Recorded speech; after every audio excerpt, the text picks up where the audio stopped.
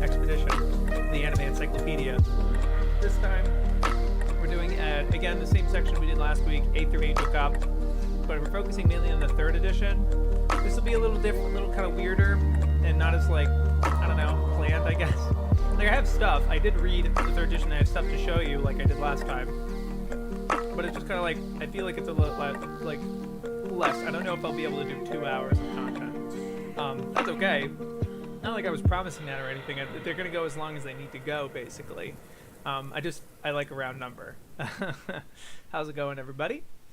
Oh, wait, like a 2 minutes or something for people that wander in. Sorry if there's a lawnmower outside. I'm sure they'll be done in a moment. I don't know if you could probably hear it. Also, let me know about the mix. Last time I thought the mix was really low in the stream. Yeah, it's still on. The music's too loud. Okay. How's that? Like, I don't want it, like, off completely, you know what I mean? Like, I felt like last time, like, I was listening to the playback and the VOD. It just felt like it was barely in there. But I guess my voice is more important. All things considered. Go on. There you go. Howdy, howdy. Yeah, I'm trying to figure it out. The background stuff. Thank you. Because, like, there's no way to, like, for me to really hear it, I guess. Because, like, my phone's being used for this, for recording. Hopefully it plays nice. It was okay during during the stream and stuff. Just when I was recording that roulette thing I put out this week, it was crapping on me a lot, so I'm worried about it. I put the resolution down, so it's not like 1920 by 1080, it's a lower resolution. So hopefully that helps with keeping it on track. Alright, cool, the music's better. Cool. I'm watching Nana, I got 11 episodes. Yeah, sick. Love that show. We did a group watch recently, and but pretty much everyone liked it. There's some people that didn't, but that's okay. Hey, you made it. What's up, Postboy? Yeah.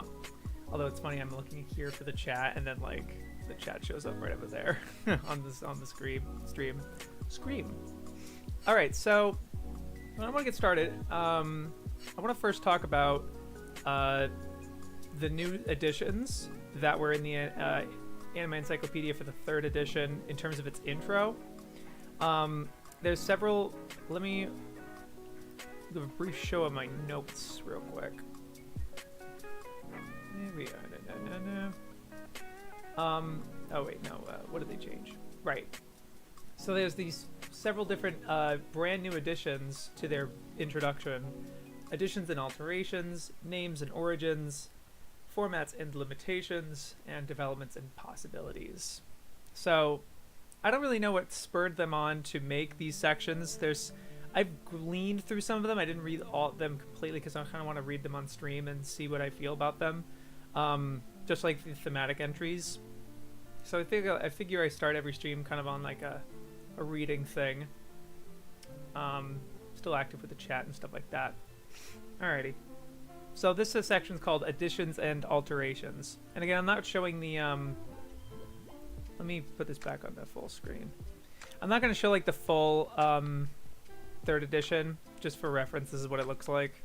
I'm not going to show that too much because, I mean, I guess people could just pause that and read it. I don't want to do that too often. That's the only time I'm going to do that. Because I don't want people to just like rip this wholesale, you know what I mean? I'm trying to avoid it like I'm trying to like adhere to fair use basically as well as I can with this sort of thing. I mean, yeah, I am reading them out loud, but with hopefully ideally with like commentary, whatever. Just defending myself more, I guess. So additions and alterations. The 2nd edition of this book, published in 2006, incorporated several hundred new anime released since the original 2001, as well as cross-references to Stonebridge's Dorama Encyclopedia. It also added many biographical entries, 24 thematic entries on broad issues. The 3rd edition contains all the changes made in the 2nd edition, as well as over 100 intermediate corrections made for the 2012 ebook. Also adds entries for over 1,000 new titles released since 2006. Some older works that had not been previously had their own dedicated entry, like Momotaro's Sea Eagles, The King's Tale, and Everybody's Songs, or The Adventures of New Pinocchio. So there's a couple of these entries that I really want to find. Like the older stuff before 2001 that wasn't in the 1st edition, that made it into this newer edition. I just think that would be interesting to see that growth, like where they found. We already found 2 of them. They were Adventures of Korobakal and Akira Toriyama the World. Upgraded staff lists, which I'm not gonna comb over. That's gonna be a lot of work to try to like do the comparisons of that. I'm trying to, make a little less work for myself. 5,000 additions throughout the pre-existing text. Yeah. Adding details of later installments, dates of deaths, and similar corrections. We also took the opportunity to add several new thematic areas. Yep. Undoubtedly, there will be... okay, yeah, I like this section. They're kind of like, throwing their hands up to some concessions. An encyclopedist's work is a zero-sum game. There is always something else we could have added, or some clarification we could have pursued. Undoubtedly, there will be omissions and solecisms, but it represents the culmination of all our available hours, a snapshot of where we were and what we knew on the day that this book was printed. That's what I like about these encyclopedias, especially 2001, because it gives you this is the amount of information that they did have, and what they were presenting to the English-speaking world as anime in a broad sense of the word, of the whole medium basically. For researchers and students, that alone should present a starting point for discourse and dialogue, something at the very least for you to argue with. So like they're inviting like feedback and a conversation and commentary on these things, and that's really what was motivating me to make this sort of stream and this whole thing, really giving it a dedicated like read through, and not just kind of reading it on my own and talking to myself. Like I'm talking at the book and I'm like, oh yeah, I disagree with you, authors, and they're not gonna feel anything. Like not like I need them to know about this stream's existence or anything. I'm actually kind of dreading it when it happens, but it'll get there when it gets there, I guess, when it gets more longer down the road, I suppose. We've continued to add short biographies. Companies are founded, split away from one another, merged and remerged in a complex dance of shifting liability shields. We hope, however, that our brief accounts of several of the major players help explain some of the invisible currents and contacts, alliances, and friendships that often serve to influence what gets made and by whom. I would like to see. I would be interested in seeing those sorts of connections and like making that matrix of things, because as it stands right now, what I've read of their biographies and stuff, a lot of them are just like, yeah, they made a thing, they made this thing, they're part of the studio, kind of, or you know, I don't know how in depth these biographies are.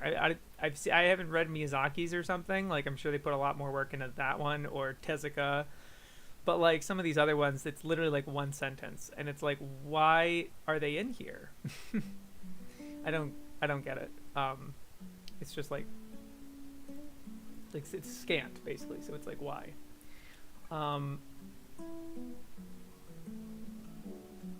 Explaining more about their thematic entries. All right. Just clarifications of stuff that they added. Names and origins. Yeah, so, okay. As encyclopedists, we have often had to weigh contradictory information.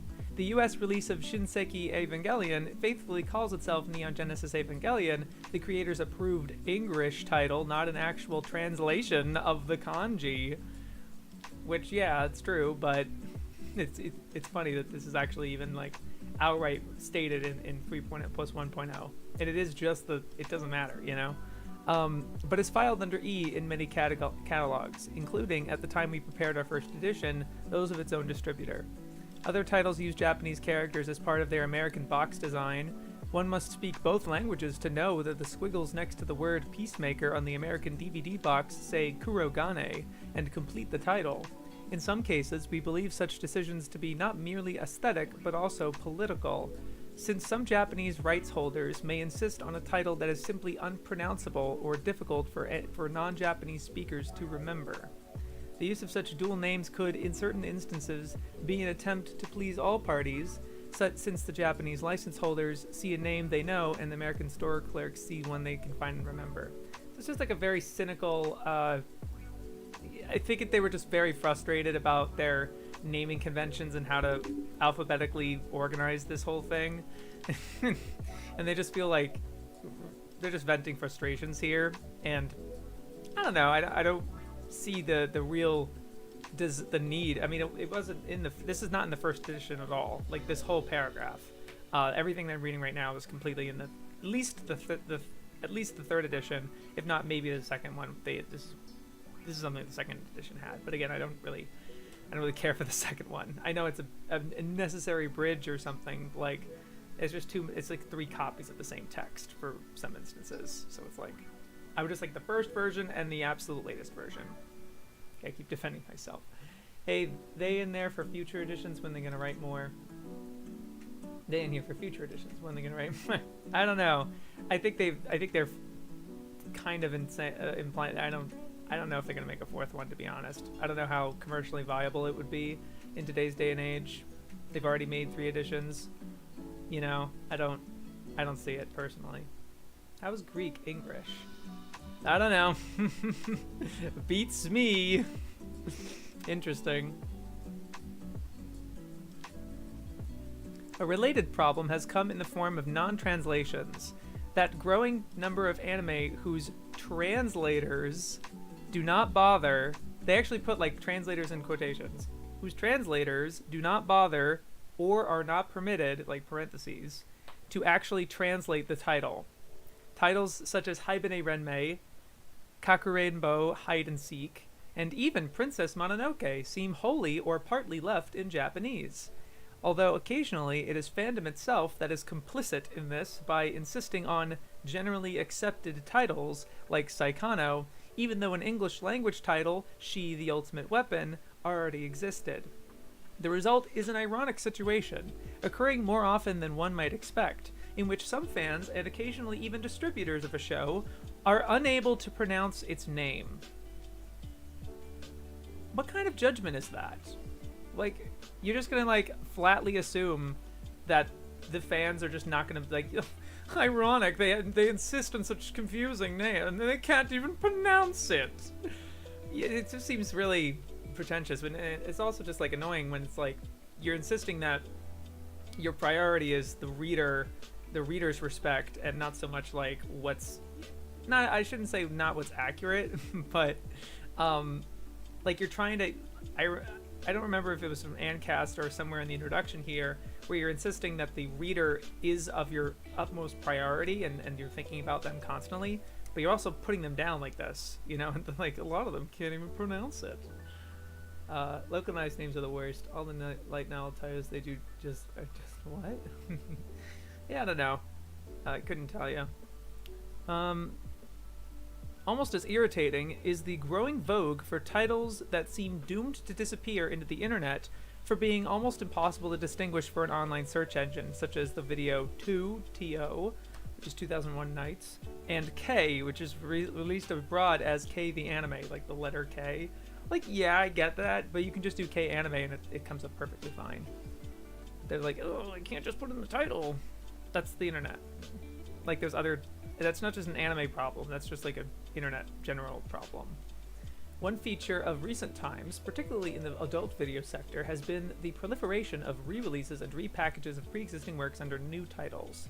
This is occasionally due to the rights lapsing and being resold to a new owner, a situation that seems to strike erotic anime more often than others. I've never heard of that happening. It's really interesting. In some cases, such as the street, it's also weird they didn't give an example. I would have liked an example. Not like I don't believe them. I'm just like, that's interesting.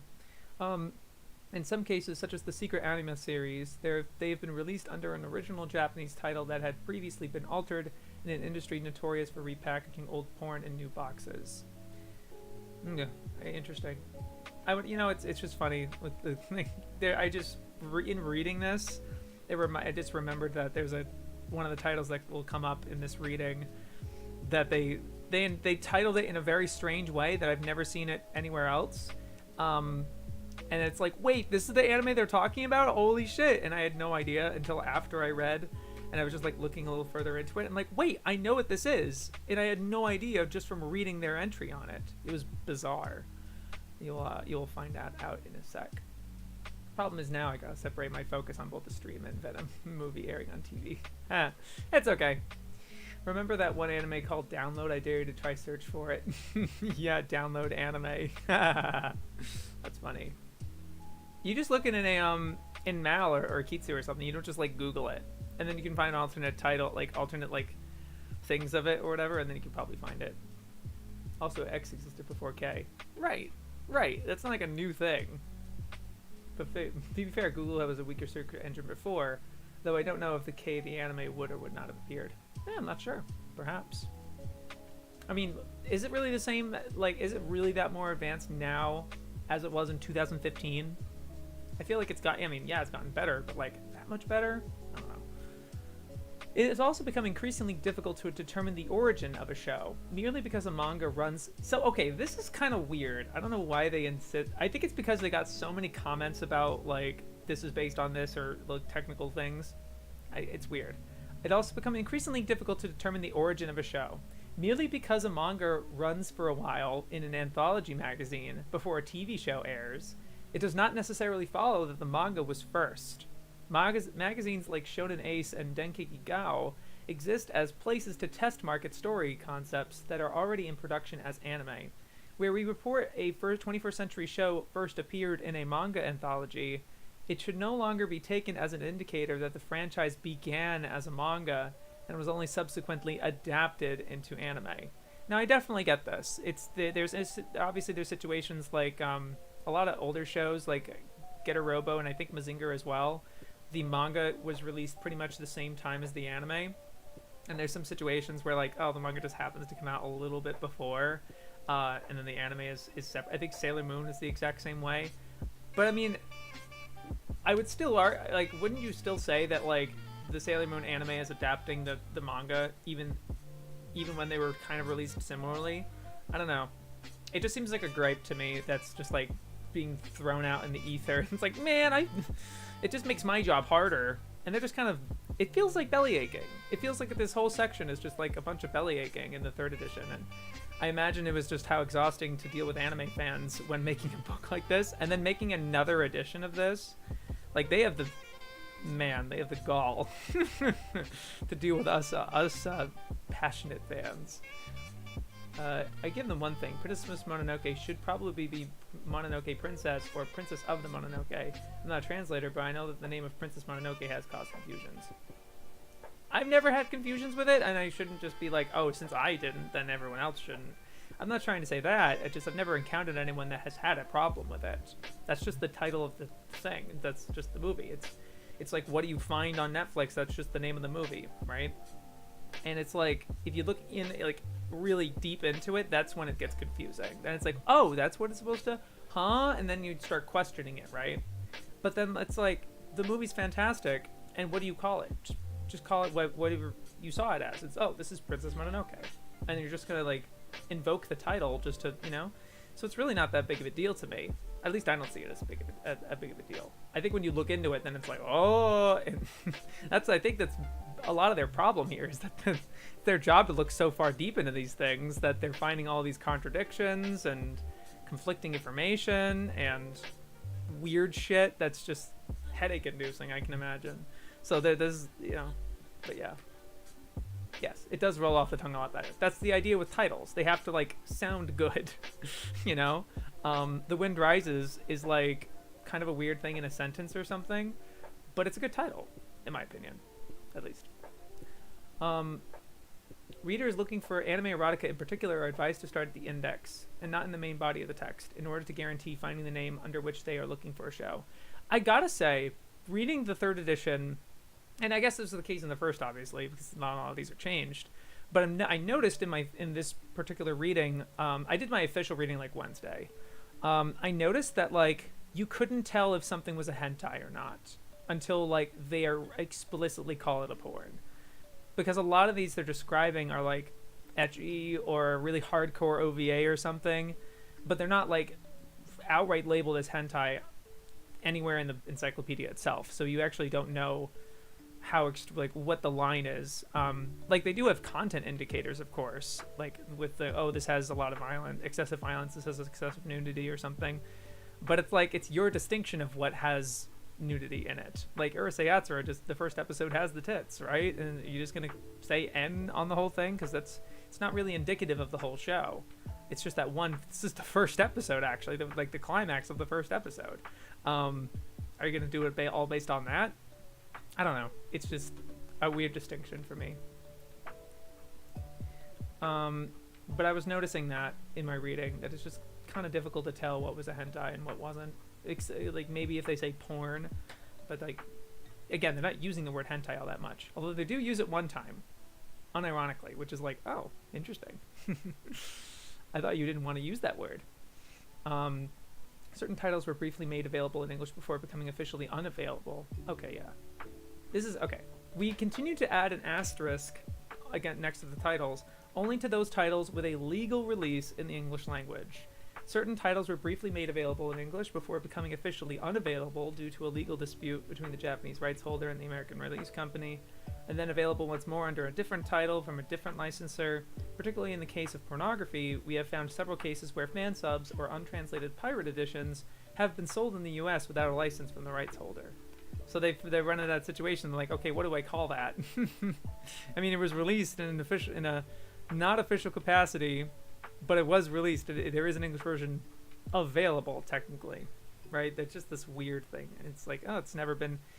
But then also, what use is it really to say that this aired on like British television one time, and oh yeah, it was available in English, but like there are no, so like their entry, I know this is like a way different one. This is like before I started this project hardcore. I was flipping through it, looking through some entries. There's one entry, Wanpaku Kum Kum, which is a Yasuhiko anime. It was directed by Rintaro too. I watched all of it raw because there are no subs for it. It just hasn't been subbed. But there is an English dub for it, and there are several 60s anime like that too. So it's just weird. But like that in the case of Kum Kum, that's never been made available in the United States. It's just like it's in Britain or something, and I don't even know how available it is. Is it even like lost media at this point? I don't even know. But they have it as like listed as an English thing, and it's like, is it really available in English in a legal capacity? You know, like it's a weird line with these, you know. Yeah, I don't think it's a big problem. It's like the anime equivalent of someone calling Link Zelda. Yeah, I guess so. I like the Link games. wait, the Link games, right? But if you call Link Zelda, then it's like, sure, okay. I'm not gonna be like, oh, actually, yeah, totally. Formats and limitations. And this keeps going, man. How long are we on the stream? 26? I think I've read plenty. Yeah.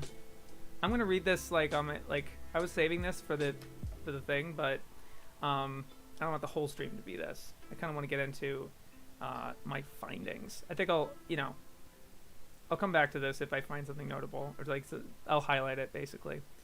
But let's get into some stuff that I found. So obviously I didn't, this session has nothing to do with whether there's newer, current editions or something like that. This is about new reviews. I compiled new things like new positive and tallies, stuff like that. But I want to start with some new categories that I made databases for, basically. And this will probably have to be made into like a spreadsheet eventually, because it's going to be a long list. I decided to keep track of the proportion of elaborate entries versus generic entries, at least as the 3rd edition. So elaborate, I decided is going to be, if you do at least 3 paragraphs, then you definitely put a lot of time into it and made it very deliberate. You had a lot to say about this. It probably has their opinion. It has some background information. It has a lot going on with it, basically. So these entries here are the ones where they have elaborate entries. And you can note, and this would be like, all right, so like Angel's Egg doesn't really have a very elaborate entry, for example.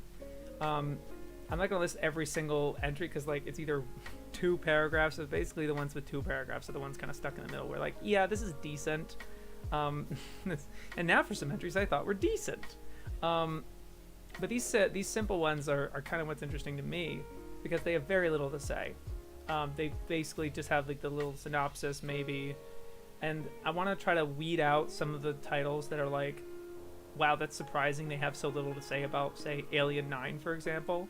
That at least we in the community take as pretty significant, as well as the ones that they have elaborate entries on that's like nobody talks about. What is this title? Why is it so elaborate, like Alice, or After School Midnighters or something like that? This is a very subjective list and everything. I don't know how useful it's going to be. I might like some way into it, but like this isn't gonna glean me any significant things. I don't know. I'm probably not gonna list all of them, but there's certain ones that I'll probably keep a more like streamlined list of like, Alice, really? This was like shocking to me of like how much they put into that entry, for example. I'm trying to feel that out. Of course, it's an ongoing experiment. I did make a new entry for spoilers. I wanted to see how many entries they spoil the entry for, and my definition of spoilers is obviously again subjective, but I gave like kind of explanations of what I consider to be, okay, that sounds like spoilers, right? So Alice, it gives a very detailed synopsis, and then it has a quote, in a series of last minute twists, and it reveals the twists and things. It's like, this feels like spoiling the movie. AD Police, in the final chapter, wherein blah blah blah blah, Alice Academy is awesome. Alice Academy.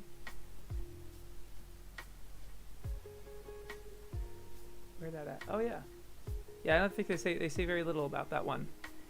Oh, Hayden, I'm actually glad you're around because I made a point about AD Police.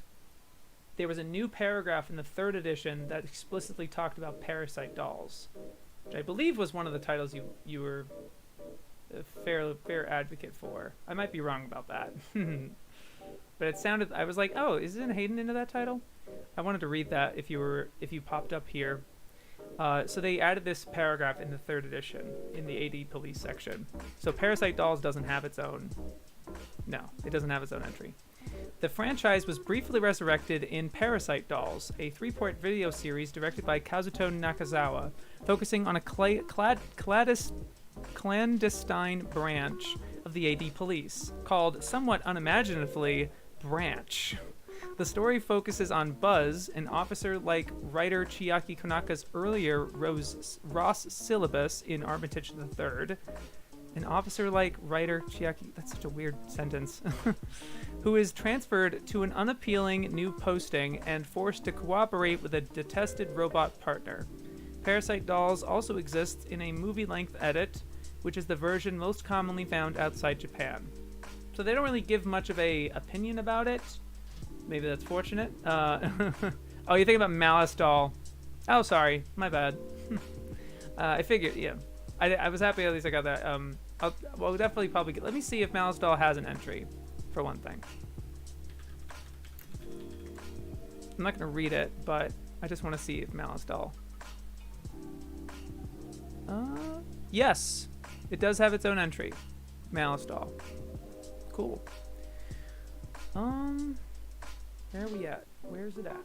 Yeah, so spoilers for AD Police in the final chapter.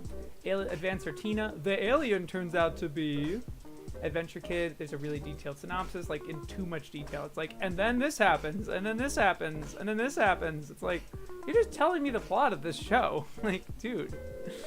Just like kind of annoying. Adventures of Kotetsu is another really detailed synopsis. Aim for the Ace is a character death. Spoiler. Airmaster, they go, in the final episode, this happens. It's like, why tell me this? Why tell me this? There was no, and I'm pretty sure all of these, there doesn't seem to be an explicit reason why they spoil it. Like, you didn't have to do that. They spoil the ending of Akira, at least kind of vaguely. Like, you don't quite get what's going on, what happens in Akira, but like, they are stating what the ending is, effectively. I have a copy in the Encyclopedia, so I can just read that and show myself. Yeah, if you have the 3rd edition, probably. I mean, maybe it's in the first one.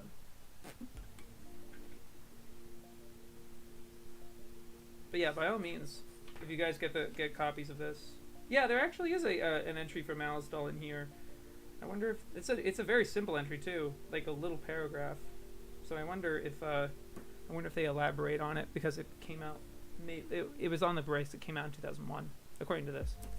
Aladdin and the Wonderful Lamp, really detailed synopsis. Amnesia. So Amnesia, like the premise in part has to do with this, so it's not as spoilery, but I just love that they say, and then in episode 2, she falls off a cliff and dies.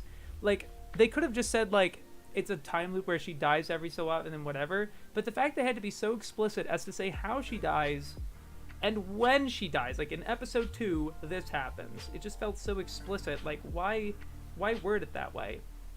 And Angel Cop, the final showdown is against blank, blank, blank. And Angel's Egg, they also spoil the ending, which I had on the stream last time. Because of your latest digest, I started watching Neo Ranga, and it's really cool and weird so far. Great. I'm excited to get to it. I was surprised that it's only 15 minutes long, so I'm very interested in reading it. And I have my odd choices section, which I think was in my last stream, but I don't remember. Yeah. So, oh yeah, I didn't mention this when I talked about Ambassador Magma. They call it. They say Ambassador Magma was turned into a poor quality rubber monster show. Rubber monster show. Like, they couldn't call it tokusatsu. Again, it's because of their terminology, like their argot and jargon thing, where they're like, they don't want to use words like hentai, otaku, shoujo, shonen, you know, like kind of Japanese words that describe certain things. Yeah, they ruin it. Yeah, no, it does. It's because they're describing the premise of Ace 2.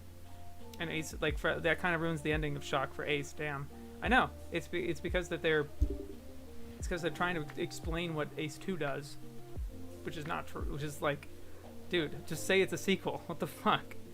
Okay. So here's, yeah. Cosplayers. They have cosplayers listed as 815 Anthology. Cosmopolitan Prayers, Aim for the Hit, Love Love. And of course that's because the three of them are sort of sequential of each other, like they're in the same universe. 3 stories strung out in short snippets in a late night slot showing PG-15 rated titles. In Cosmopolitan Prayers, a Japanese, they couldn't even like put it in parentheses cos prayers, which is where, and it has it right over here actually, like in the blurb down here, cos space prayers. So it's like, I guess it's right there. But I had no idea that this was like the infamous cosplayers that like Roger Smith has talked about before. Yeah.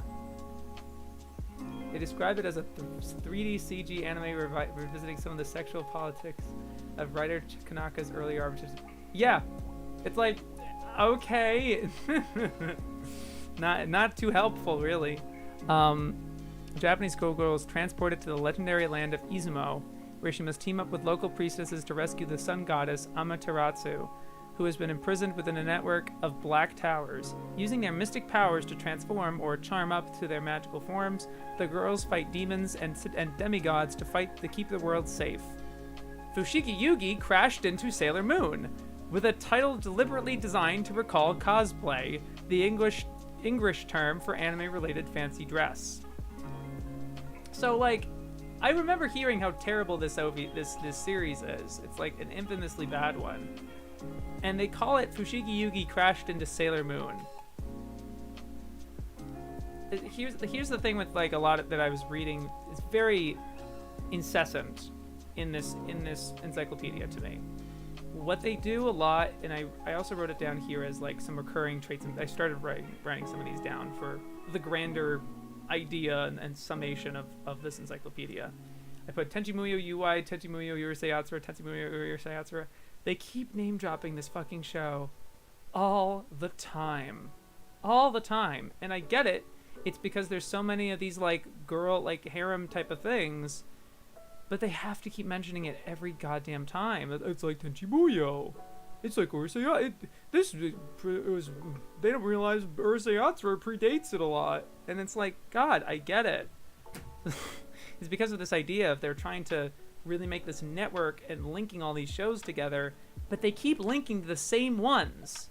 It's kind of annoying when it's like there's like, yeah, that's admirable, but if you're gonna just keep linking to the same 10 shows, is it really as much of a net than you claim it to be? I don't know.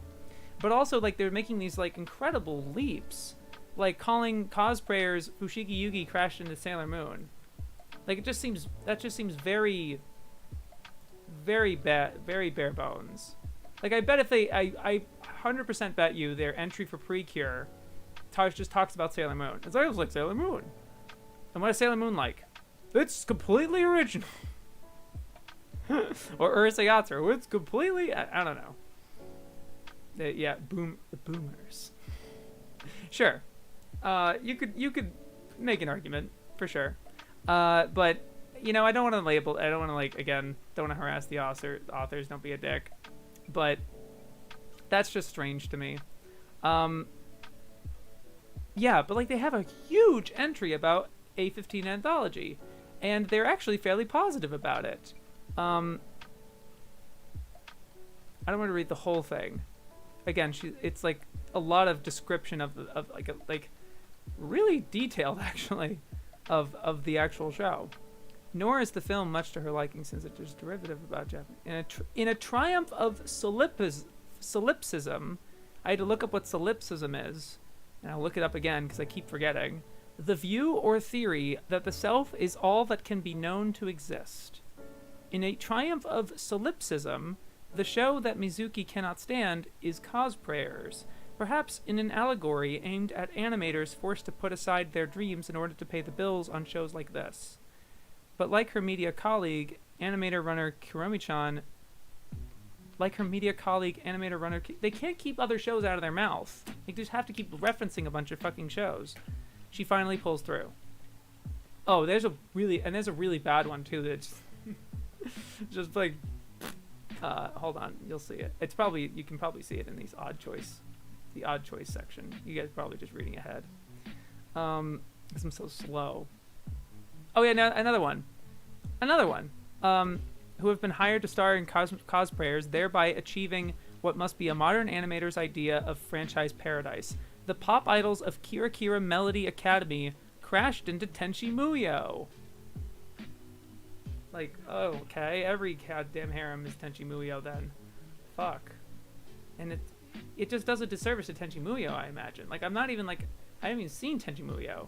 But I imagine, like, you can't possibly link all these different shows together to the same one, because like Tenchi Muyo, one of the things is that it's a sci-fi thing, right? Or supernatural. Like part of the things that they're in different worlds and stuff. They're not just regular girls. I don't know. Just because it's a harem doesn't. Tenchi Muyo is the only one, the fucking trendsetter. I guess technically, but like, fuck.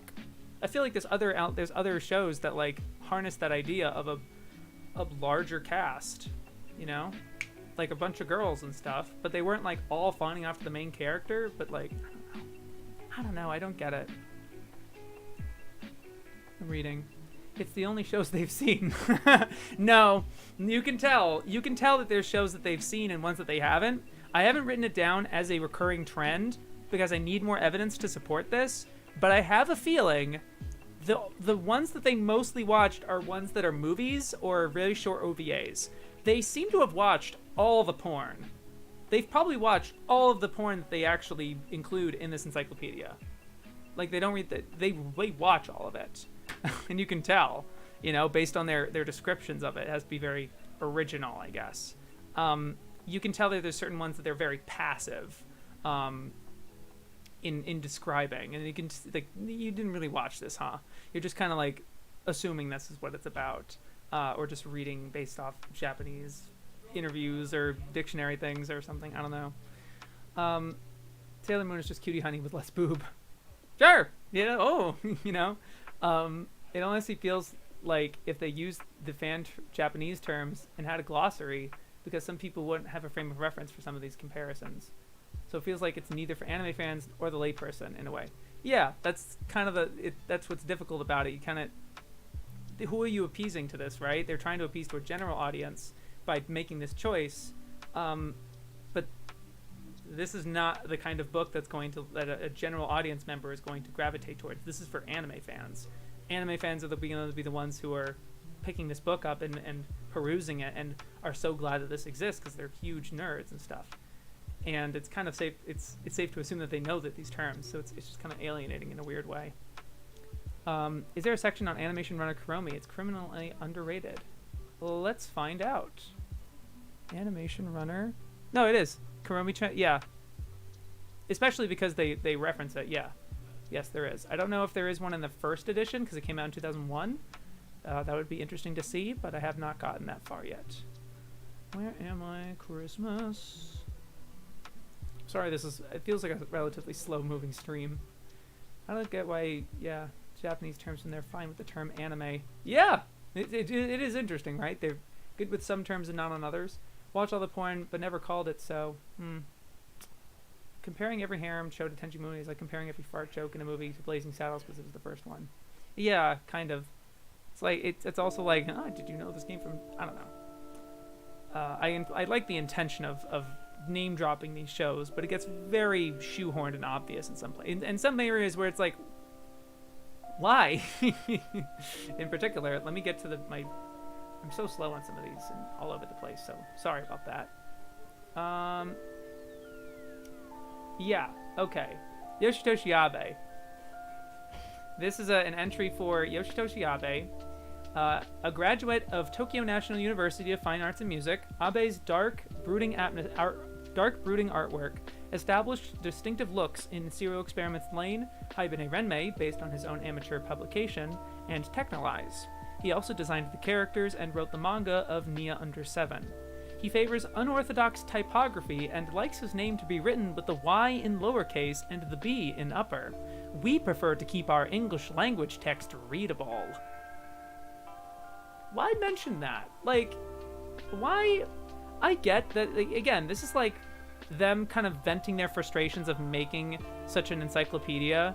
Like, they have zero tolerance for Abe's preferences. And I don't think a reader would have, like, really cared or noticed that they spell it regularly, just Abe or whatever. I think some fans would, actually.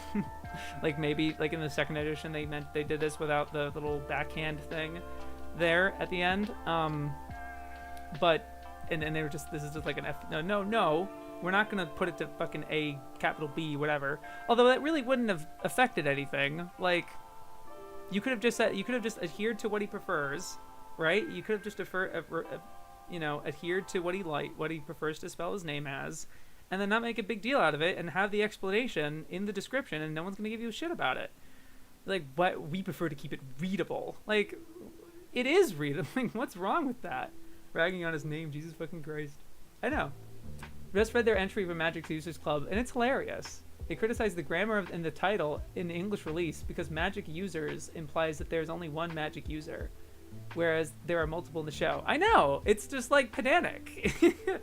Like they're venting so many of their gripes in the encyclopedia. It's just very intrusive in that way, and it's not in a good way to, like, you know, it's not something to converse with the with your reader. Like, they want to engage with the reader, but this is just not how you engage with it, in my opinion. It feels unnecessarily negative in a way. It does. They're very cynical. I feel like they're very. You can kind of tell basically they care a lot. They do obviously give a shit. They're not dismissive of this material, but they do have their, like, well, you know. I guess it's a form of caring, but it's not entirely pleasant to read sometimes. Rebel Taxi recently made a video about cartoon anime episodes about making them, and I was really disappointed when Kurumi wasn't included. Yeah, no, it is what it is. I'm sure there's a lot of them, and he's like, I think I can make a part 2 of this, I think he said. So, I get it. Yeah, that was weird. After School Meow Meow. Oh yeah, they were just like, I think they were complaining about Nyan Nyan. They're like, oh, and they called it Meow Meow, even though it's in Japanese it's Nyan Nyan. So they changed it to Meow Meow, like MIAOW. But they have this weird anecdote at just 19 minutes long and with a wholly uncredited crew. The package seems overpriced at 5,000 yen, even by Japanese standards, but it was successful enough for a sequel to be made in 2012. It's like, what is that comment? That is the first time I've experienced that comment in this. I mean, granted, maybe they make more observations like this later, but it's just like, this package seems overpriced at 5,000 yen. Like, is that even time sensitive? Like, is that relevant now? You know, is that, how timeless is that information? And B, it's like, who cares, dude? I don't know. It's just strange. It's like Scamboli made this. In this case, it feels more playful than anything, like they're making a joke of it. Yeah! And the thing is, you can't tell, because it's text. So they're gonna, it's like conversing with your friends on, like, Twitter or something. You have to be really careful and understand that there's some times where people are gonna take things the wrong way, or in an overly hostile way. Especially when there's other areas where, like, you're really digging into the show, and now it seems like your whole thing is, you don't know what's tongue-in-cheek. It's tough. So it's strange they mentioned the manga, which was done by somebody else. There's a novel in the series written by Kanaka. Magic Users Club was probably the most important project Kanaka ever took on, so it's weird to see that. Yeah, and that, like, they're dealing with such massive amounts of information. It's very hard to make those perceptions of, like, the importance of certain things to a particular creator, I imagine. It's also probably, like, subjective or something. But hey, they bring a lot of subjective opinions into this anyway, so why not? I don't know. After School Midnight. Oh yeah, this was bizarre. Where is it? Yeah, okay. Motion. So this is like a CG movie, and I watched the trailer for this. So there is. Let's pull up the desktop for a change in scenery. So this is the movie After School Midnighters. Anime News Network had. Where is it? Like, they had a trailer. Yeah. Here's, like, a trailer for it. I just wanted to get an idea of what this looks like. So it is in mocap suits.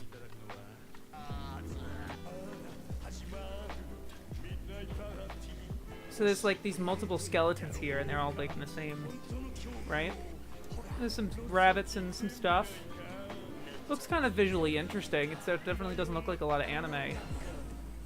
Has an interesting backstory that they talk about here, but they have these characters here, right? They're like these little. The main characters are like very small, chibi-like characters, but they're using a lot of mocap, right?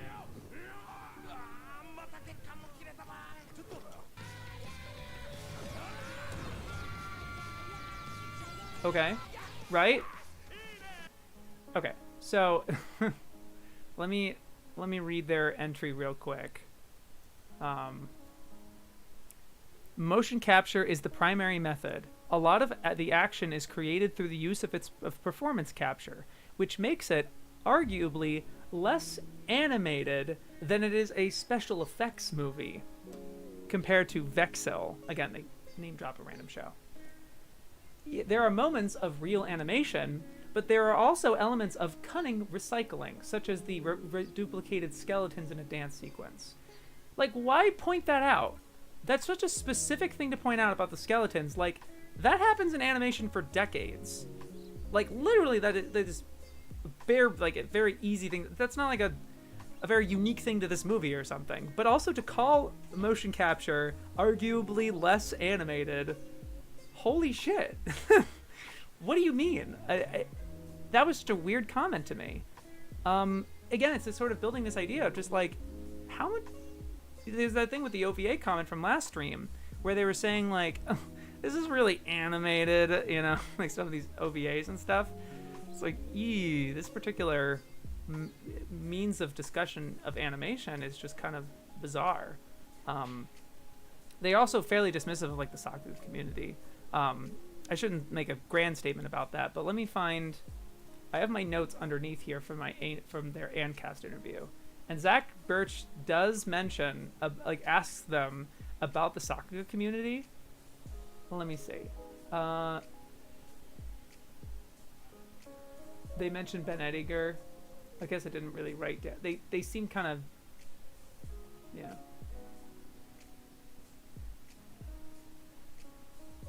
Yeah, I don't remember exactly what they were saying about it, but like, that's interesting. What's poppin', Cozy? Yeah.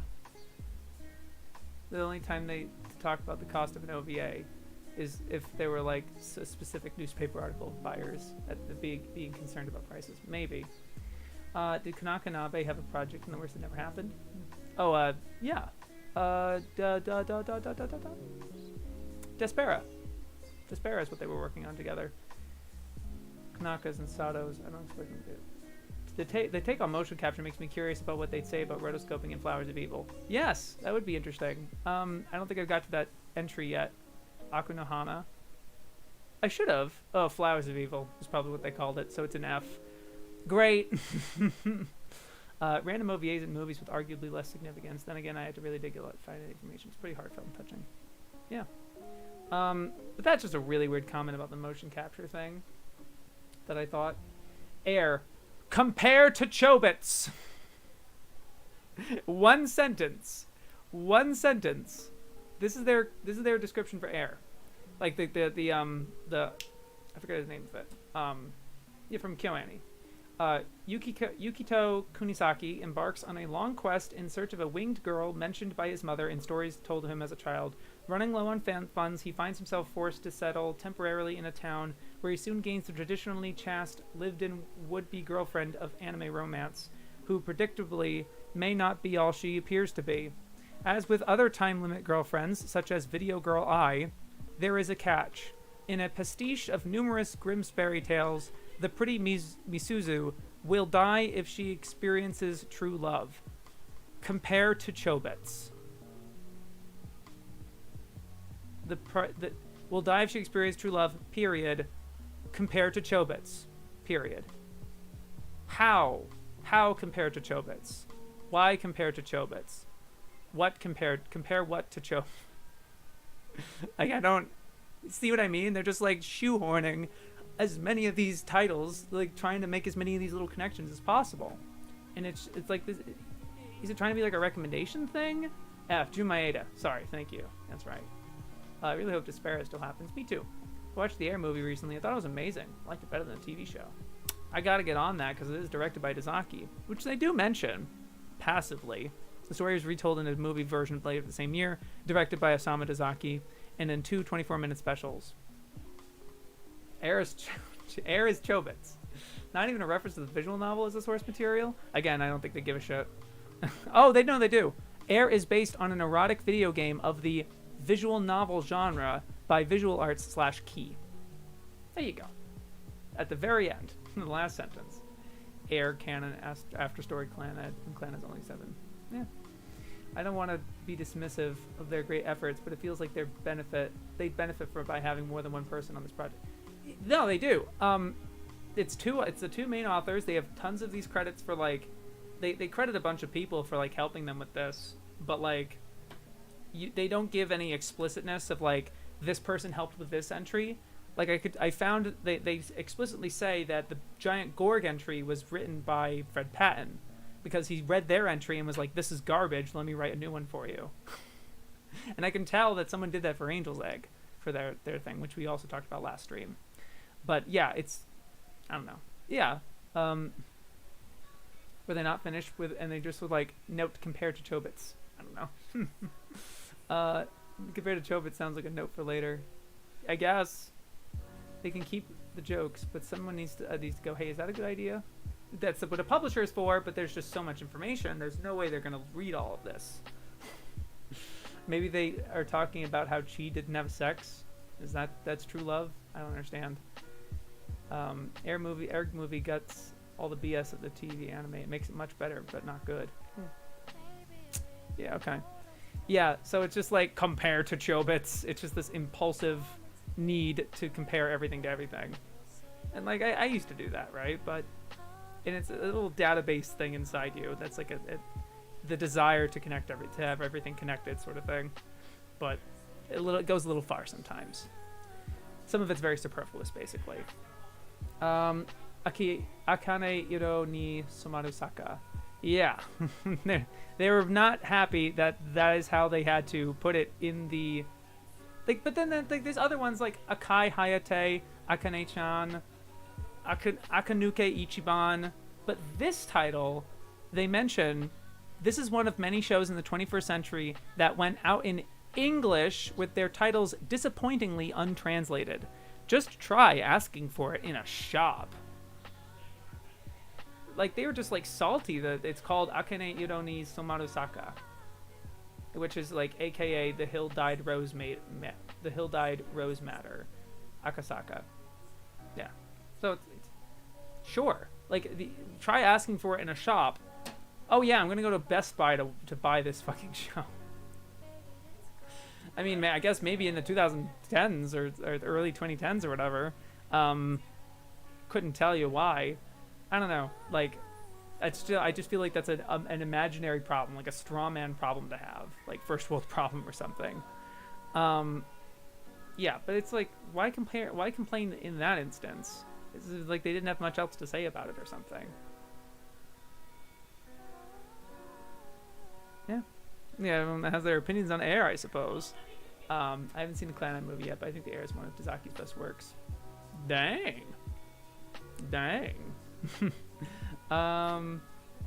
Tall words, them's fighting words. No, I'm kidding. Yeah. Akibi 0048. Oh, also they called Akane iro ni Samasaka like a hentai harem anime, where like they were insistent on not using the word hentai. Just funny. Sorry, my roommates are so excited about things. Akibi 0048. Yeah, so they dedicated quite a chunk to this title. Like 3 nicely sized paragraphs. And they had a lot to say about it. But there was a section that I made note of that, like, that's strange. I don't want to read like the whole thing. I'll lean more into their descriptions of it when I get to that entry, I guess. But like, there's a sentence here. Kawamori and Okada's views of those who control... So, like, Kawamori is in Shoji Kawamori and Mari Okada. Their views of those who control the music business and manipulate the fans and stars is far from rose-colored, and seems to have been granted a degree of indulgence here, much as Yoshiyuki Tomino was given relatively free rein to add hard-hitting plots to the toy commercial that was Gundam. So, like, I don't understand, A, why they have to insist that it's a toy commercial that was Gundam. They have to make that caveat. But also not even recognizing that that was not the first time that he had free reign to add hard-hitting plots, as if Sambot 3 was not a hard-hitting plot. Like, yeah, it was Monster of the Week, but also characters died and main characters died and there was actual suffering and kind of hard-hitting plot, and that's just strange to me.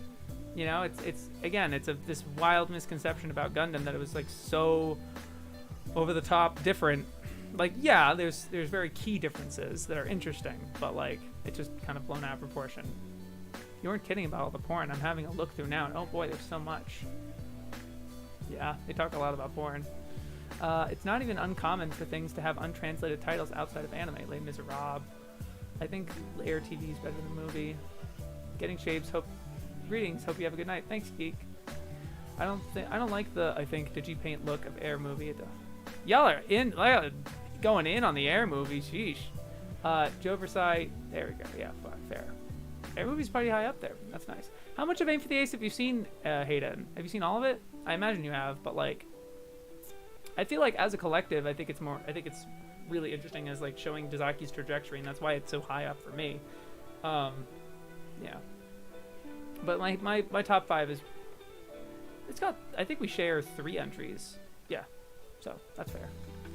But yeah, that was strange for Aki B48. Allison and Lillia is an oasis of their name dropping. Like, this is just like, so okay, one of the bright sides and one of the positives I really have to say about this encyclopedia is there are some entries where it made it genuinely interesting of what these shows were, and it was stuff I had never heard of, and I like I put it on my plan to watch because it was just so well described and like really positively reviewed. That's great stuff. You know, I'm gonna be a sucker for that stuff every single time. So yeah, hold on, fellas. I know it's rude to do this on stream, but I'm gonna finish off this this chocolate milk that I have. 1 second, okay. I won't show you though.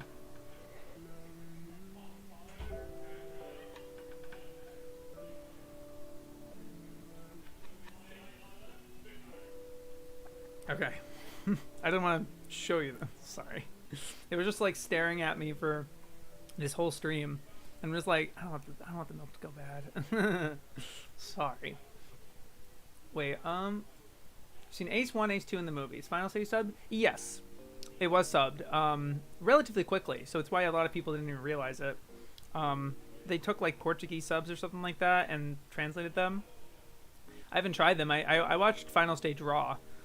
So I still have to watch it subbed, but, you know, yeah, Gamba's pretty high up too. That's sick. Oh yeah, Allison and Lillia was fantastic, and I'll go with those in the opinion section, which will probably be fairly extensive, I guess. But they diss Space Dandy in their Amnesia entry. So they're talking about Amnesia. It's I think it's a mixed review, all things considered. But there's a point where they say,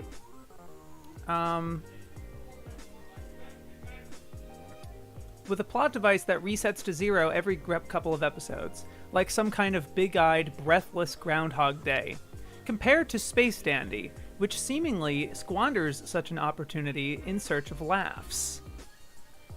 What are you talking about? Like, it was just like, it's strange that they kind of diss Space Dandy in a different entry, you know?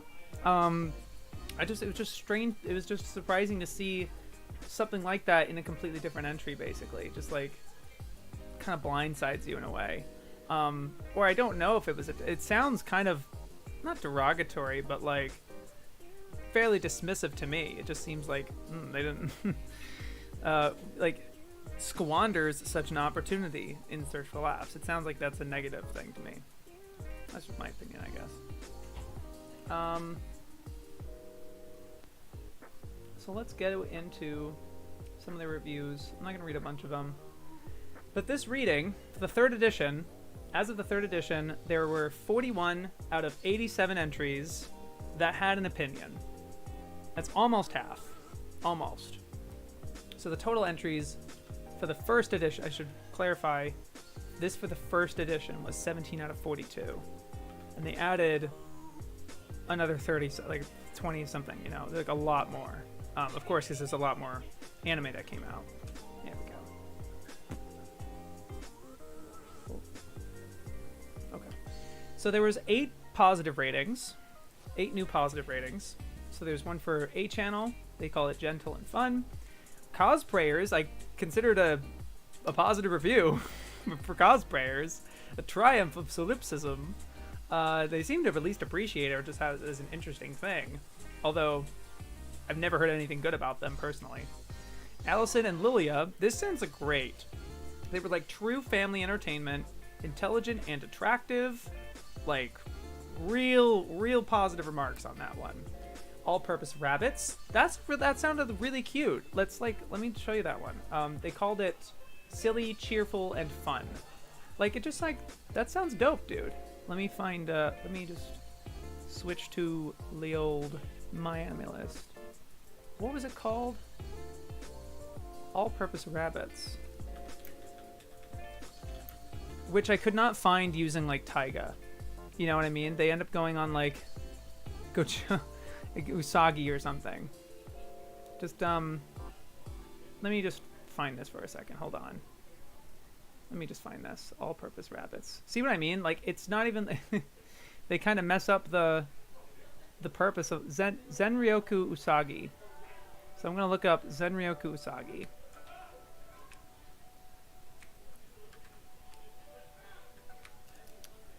Zenryoku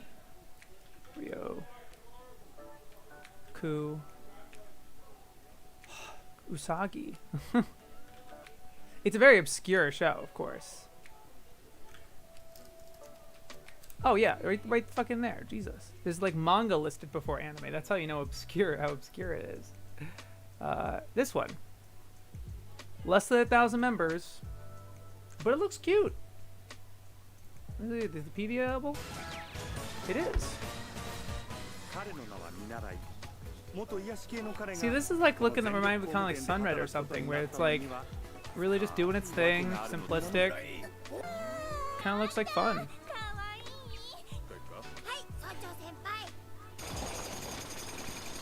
Like that looks sick, actually. Like just really cute and shit. 52 episodes, 12-minute each. Like I'm fucking down for that, dude. Let's go. So that was like really cool to see, and so I put that on my plan to watch. Let me just do full screen. Like I fucked with that, man. Oh, let me do back to notes. I'm sorry. Hi again. No one disses Dandy. I know. The author has a chip on their shoulder with so many shows. What opportunity? Did Dandy miss? I don't know. God, he did you pains when I grow up, love that gives me life. My phone screen is cracked, so I end up sending a comment by accident. That's okay. Yeah, but like that was cool. Amazing Nuts. They had a positive review for. Studio 4C at its slick, savvy, irreverent best. They have problems with certain things, like they're a little more mixed on the individual ones, but it seemed as a whole that they liked it. After the desert of dating sims and morass of moe, right? Like they really are feeling like really diving into the medium as a whole. There's a lot of like it's like going in, it's like complaining about video games for all the shovelware that's out there, right? It's like that's not really useful for the layman or something. It's just like, oh, there's so much of this shit or whatever, and like they're not even addressing like some of the actual like shovelware anime related stuff, which is like again their picture book stuff, like their educate like the kids education videos and stuff like that.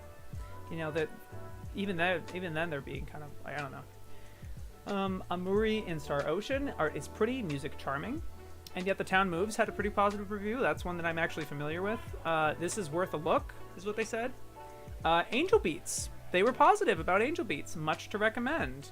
They don't really put too much in else. Let me read their Angel Beats entry. Well, that's like kind of a popular one. I'm sure y'all in the chat will have your opinions as well. Kung Fu Move Love is so good. Amazing Nuts has some strong music videos of it. Is there an entire entry for the Animatrix?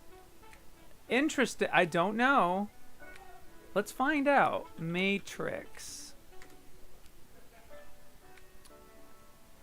There is an entry for the Animatrix. Yes. A group of dated students find, this is for Angel Beats. a group of dated students find themselves caught in a high school afterlife, overseen by a girl called Angel with supernatural powers. I've not seen Angel Beats, so I don't know how weird or different this synopsis sounds, but let me know in the chat if you've seen Angel Beats and if this sounds weird or that's accurate. Clements is just an alternate reality James Rolfe if he got into anime. Sheesh. I like James Rolfe though. no, I don't want to be addicted, Clements. I'm sorry. Overseen by a girl called Angel with supernatural powers. There's also a dissident faction, but in most high schools, Yuri and their chums would just cut class and smoke behind the bike sheds, away from the mundane students contemptuously described by Yuri as NPCs, non-playable characters, the cannon fodder of 1,000 role-playing games. Here they form the afterlife battlefront and take on God and his angel. Yuri invites new student Otanashi to join them. They have a band, Girls Dead Monster, which enjoyed considerable real-world success as part of the publicity for this show. They have a supply chain, a group called the Guild, that makes weapons out of dirt for their struggle. They even have computer-generated enemies. This is a new paragraph. Writer-composer Maeda and designer Naga were approached to create an original anime by Aniplex. The pair has a history of creating successful visual novels from software company Key, and are noted for mixing comedy and action with pathos. With radio shows, books, and a 4-panel comic strip serial preceding it, the anime was only one small part of a media franchise that included live shows and soundtracks. Solid sales and praise from local and foreign critics made the franchise a success, but the series suffers from trying to cram a large number of potentially interesting characters into a 13-episode TV run. But it has much to recommend it. From the emphasis on the importance of individuality for survival, to the cheeky co-opting of Studio Ghibli locations, to depict how Otanashi imagines Angel's lair. Okay. That's a spoiler in the first sentence. Oh, cool. Them being in Afterlife is a twist of the show. I knew about that personally, but I'll put that in the spoiler section. You know, obviously, like, yeah, it's going to be difficult to... What was in here instead of... Did I delete something? Wait a second. Did I delete something? Spoilers for... No, it's just a random enter. Okay. Angel Beats.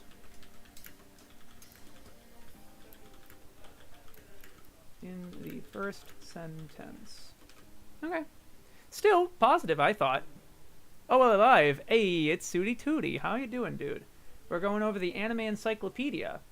Reading stuff that finding out stuff that they changed from the first edition in 2001. But today we're going mostly to the third entry, the newest entry, and seeing what stuff that they gave opinions about, because this encyclopedia, they give their little hot takes and unpopular opinions as well. Studio Ghibli locations? What do they mean? What does that mean? I don't know. I haven't seen it. It's actually accurate of the first episode. The afterlife is an early reveal, but still plot twist. Game Bros is awesome. My own one criticism is that I don't like it when he calls it about versus Lizzie. Yeah, I agree. No Yatsura Tenchi Muyo comparisons breaking new ground here. Don't worry, there's got plenty of other entries. So that's interesting. But I thought that was a decent entry. Like, not a, I don't know. I don't know what I was expecting, I guess. Alright, so there's 4 new negative entries. Abnormal site physiology seminar. Not so interesting to spend... I hate this fucking comment. I hate when fucking reviewers say, not so interesting to spend 4 hours of your life. For the record, I looked at the length that they have listed in the encyclopedia. It's not even 4 hours. It's 3.25. It's a little over 3 hours. Sure. They're like, not worth spending 4 hours of your life on. Like, okay. I'm sure it's like some shitty ecchi hentai or something like that. Like, maybe, but I don't like any anime being dismissed like that, personally. After the animation, there is no plot, pedestrian animation, forgettable package. Okay. A Kamiga kill, they were fairly negative about. Misleadingly predictable beginning. Substandard dungeon crawl. They are not too enthused with Kamiga kill. Let me find what they say here. Oh my god, it's a goddamn party in the back. They were like so... They were so quiet earlier. Akame ga Kill. One paragraph for Akame ga Kill. It's a very minimalist entry.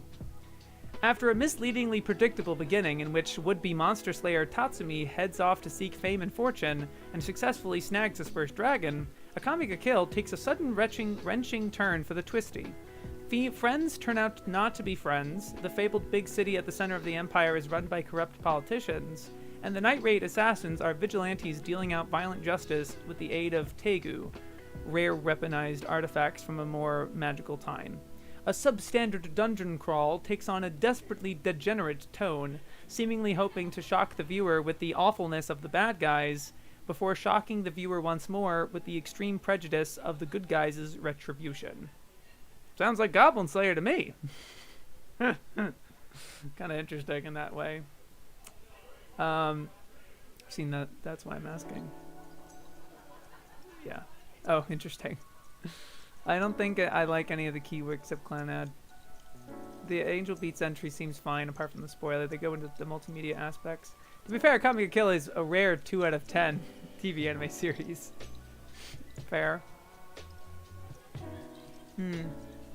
Yeah, so they weren't too enthused about that. Let's see. Okay, I didn't. That's fine. And then Akikan. Ha ha. Oh yeah, I put a haha next to the exclamation point because they still put an exclamation point next to it, and they were like, I don't like the plings of punctuation. They just don't like exclamation points apparently. You can pretty much write the plot for yourself. Someone got 12 episodes out of this. It's like very dismissive kind of stuff. I don't even know how much they actually watched all of it. You know, that says nothing about the show. What Akame ga Kill? I don't know, maybe. I don't like...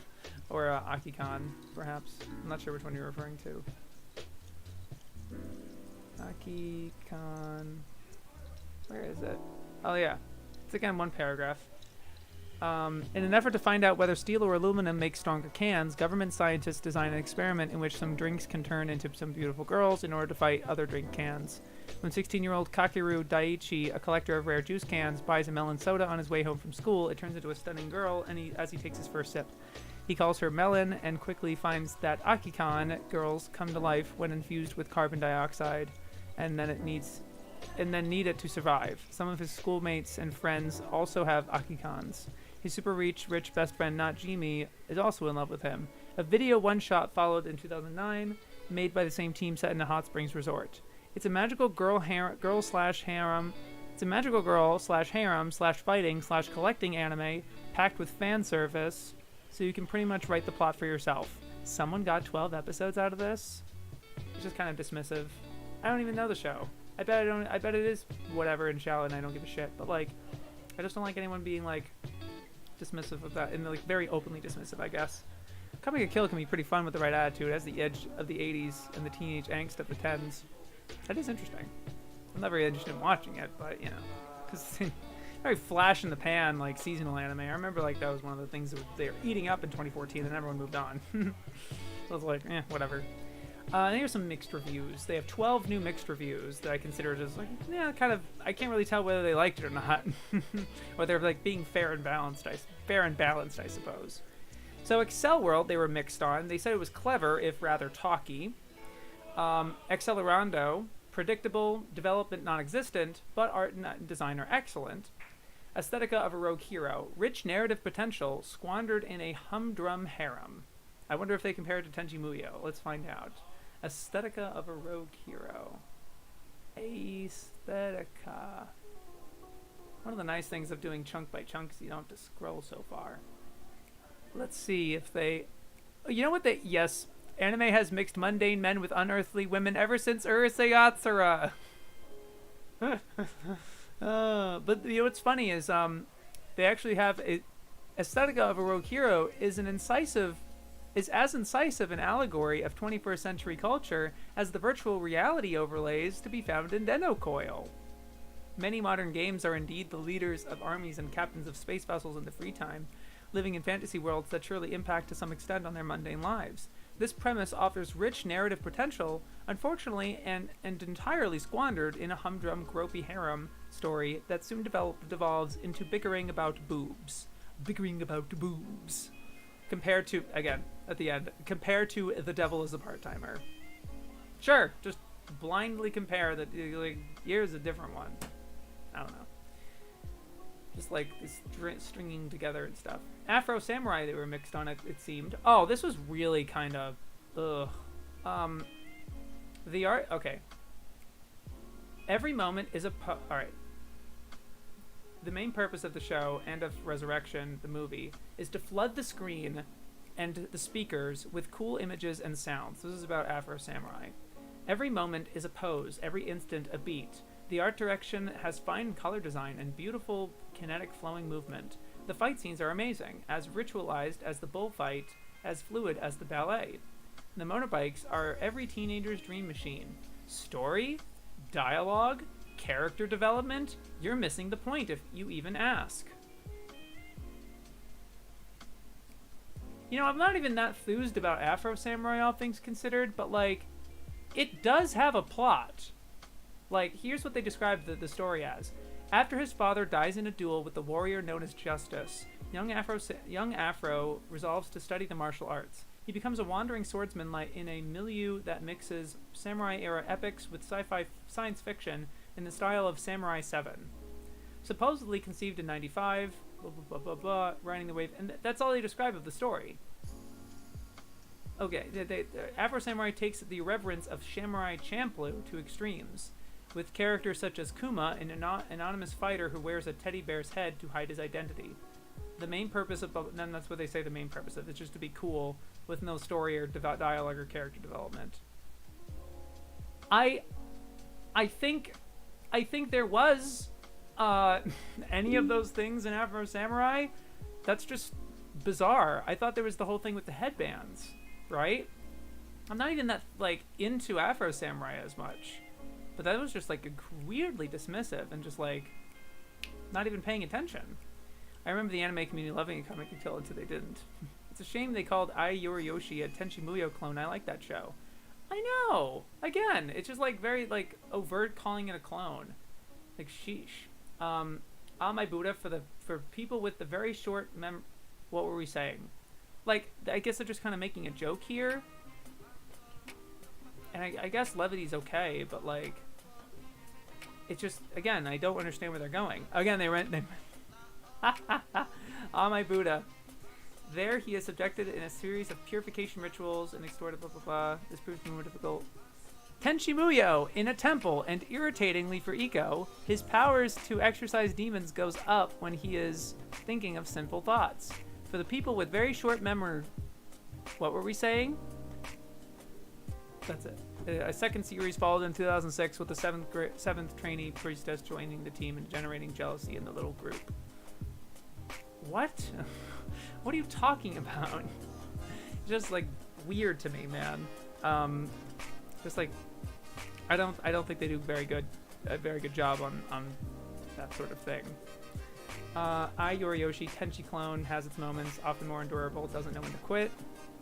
Airmaster, wholly gratuitous efforts to take their clothes off. Animators invest time and budget. Like, they use the word budget in describing the show. Airmaster, yeah. Where is it? The animators invest the greatest amount of their time and budget in getting the battles right. I don't know. Just like, it's funny that they use the word budget to describe the quality of the animation. I hate it when people say character development, story, plot, because that like, shut up, give me cool graphics and lesbians. Me too, but it's one thing to like be in favor of those things, but also just be completely dismissive of what is there, I suppose. There's also there is mention of, I just didn't say it. I didn't read the whole entry on Afro Samurai, to be fair. But I'm trying not to like completely not plagiarize, but like completely read some of these because it gets kind of a slog. But Afro Samurai, no, they do mention Supposedly conceived by 1995 by a young Takashi Okazaki, the concept achieved new life in the 21st century when it gained the backing of Samuel L. Jackson as co-producer and voice artist. And then after they're saying they're missing the point if you even ask. Composer RZA of the Wu-Tang Clan would later try his own hand at Afro-Orientalism as the writer-director of the live-action film The Man with the Iron Fists. Afro Samurai does not appear to have been dubbed in Japanese, instead being released in Japan with the English audio track intact in order to add that touch of the exotic Occident, like OCCIDENT, which is defined as the countries of the West, especially Europe and America. This exotic Occident. Interesting. So to be fair, they do mention it. Finally, a budget meme. Yeah. Oh, that's right. Kobuto's your all-time. I keep thinking Card Captor is for some reason. But yeah, it should be Kobuto's your all-time. Yeah, Airmaster. Akahori Gedo Hour. Presumably based... So there's a quote in... let me read the Akahori.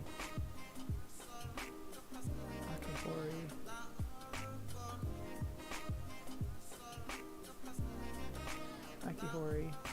Where are you?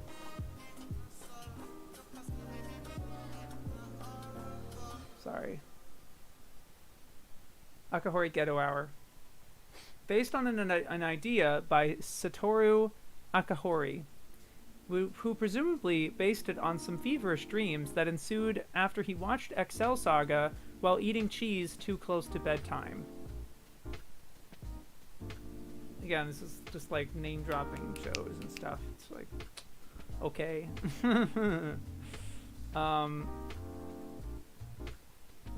Akibi again, 48. Not in the... Alright, so now let me read Akibi 48. Early in the 21st century, the need for interplanetary travel technology leads to a devastating war. Earth's ecosystem is destroyed and mankind has to leave for new planets. To help people cope with the massive change, some planets ban everything that disturbs the peace, including music, art, love, and idol singers. A legendary idol group which sang until the very end on Earth is revived almost a century later as Akibi 48. A gaggle of girls from many worlds take up the weapons of song and become guerrillas fighting for their right, like G-U-E-R-I, guerrillas, fighting for their right to make music and wear cute stuff.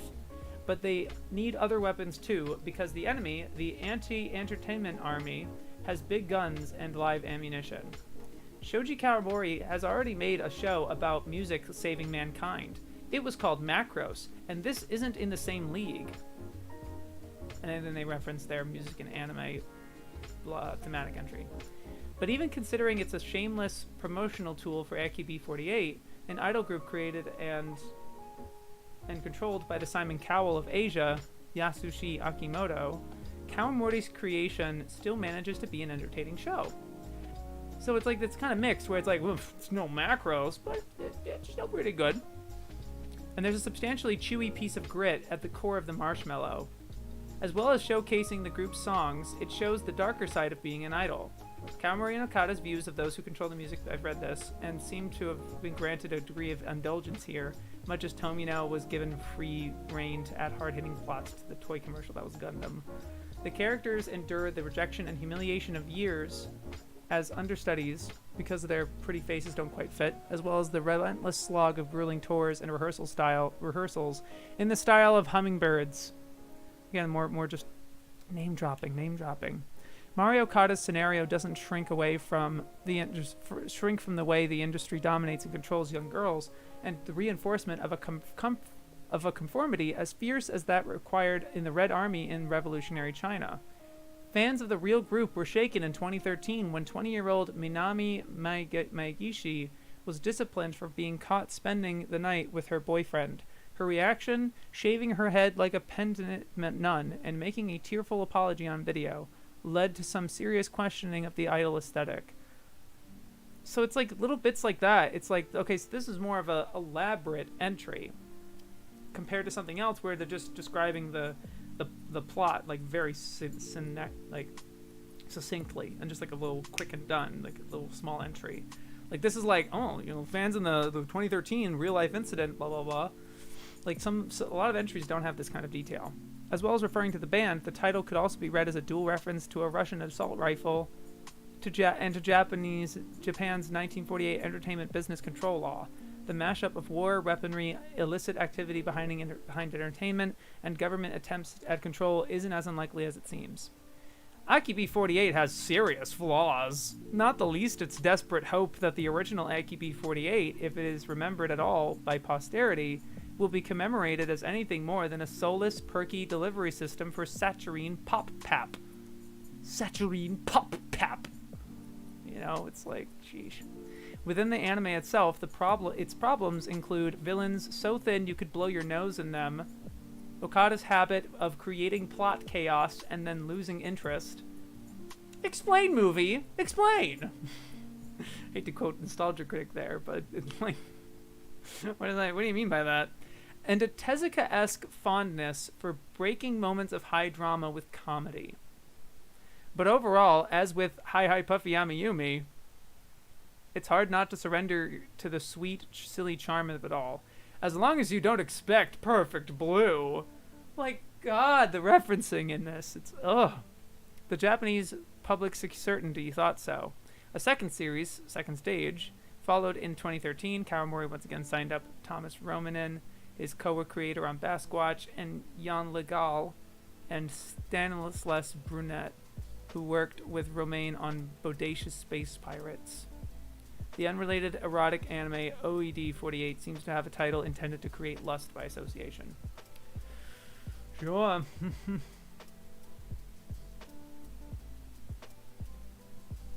So many alliterations. I know. The idol head shaving thing reminds me of when Kanaka was talking about when the public response to celebrity controversies recently. Yeah, interesting. Yeah, so that's their entry on Nakibi 48. It's like surprisingly thorough, interestingly. Amigami SS they were mixed on. Attractive design let down by uneven writing and strange moments. Okay. Amatsuki, attractive design, competent script, unfinished. Because it was like they never made a second season or whatever. Typical. Amnesia they were also mixed on. Full marks to the production team. Execution doesn't quite live up to the premise. Yeah, is what it is. Yeah. Choices. Traits. Yeah, I think that's all the stuff that I have that I went through my reading that was of interest to talk about. Afro Samurai we did, Activity 48, and Yet the Town Moves, and Allison and Lillia are decent entries, actually. I would want to read if you guys don't have any that you were interested in me reading. So anything from... So now we're in open read. A through Angel Cop, if there's any entries you can think of that came out at least since 2015, you know, up until 2015 or so. If there's any entries that are like, oh, can you read this entry? I'll be happy to read it. If anyone has any... Switch to computer, yay. I feel like I'm being talked down to in all these. Yeah, and a good deal for sure. It's just the way that I think it's because they're British. At least I feel that way. At least they could be in part. But yeah, it is interesting. Same. Switch to computer. Yeah, so if you guys have any entries that you want me to read, I'm interested in reading the Allison and Lillia entry, and there's and Yet the Town Moves entry. I'm going to do Allison and Lillia first. But if you don't mind, I'm actually going to get some water. I've been talking a lot, and I feel very breathless, in a way.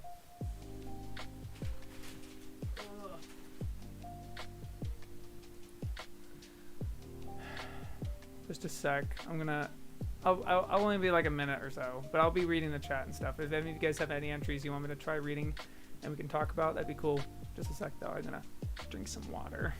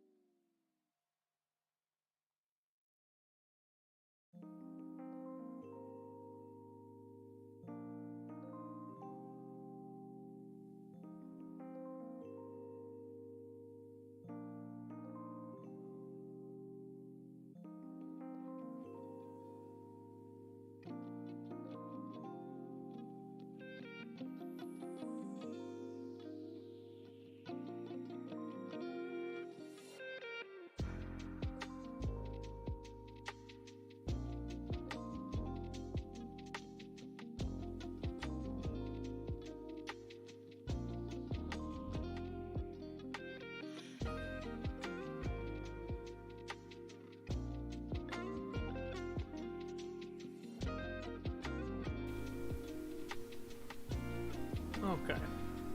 Whew. A little break? Okay. I should make that a visual, like a Twitch, I don't know. Something I can do as a transition for like, I'm gonna take a break. A little break? Okay. Ooh. Yeah. Alright, so some people want me to check out entries that are in other, that are not in the A through Angel Cop.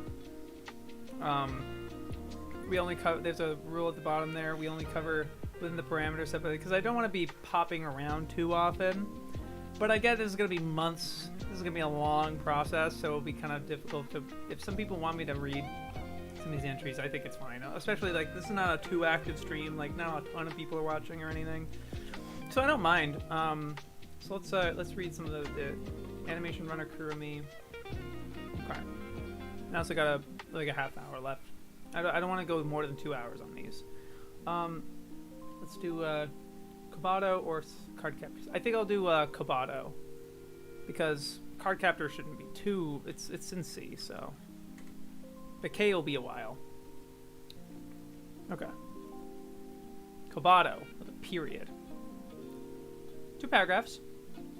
Kabado is a delicate, beautiful creature who has come to Earth to fill a mysterious flask with the suffering released from the hearts of people she heals. She cares deeply for everyone whose pain she feels, but she is not permitted to fall in love with any of them. If she fulfills her task, she will be able to go to a place that's very important to her. Her guardian and guide is Iro Yogi, a spirit in the form of a dog plushie. He and his friends are being punished for a terrible sin, but if he helps Kabado to succeed, they will return to their true forms. In a kindergarten in a Japanese suburb, they both find a way to come closer to their dream, but there will be a heavy price to pay. Is that a spoiler at the end? In a kindergarten in a Japanese suburb, they both find a way to come closer to their dream, but they will have a heavy price?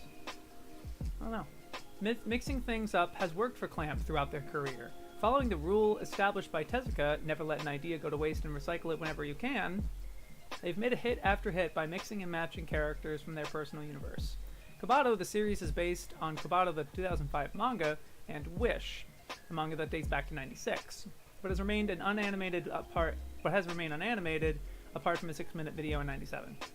Kabado and Ior Yogi made their first animated appearance in Clamp in Wonderland 2.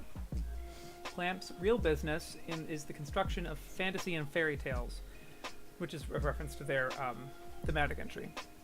Like all builders of such, see Princess Tutu, they pick from a collection of archetypes, changing the dress and decoration to suit the audience of the day, filling their plots with fantastical folderol, but underneath it all, preserving the same pure, simple, unsettling outlines of love and loss, desire and greed, death and redemption. In Kabado, the animation by Madhouse is utterly gorgeous, setting the scene for the archetypical tale in a breathtaking style.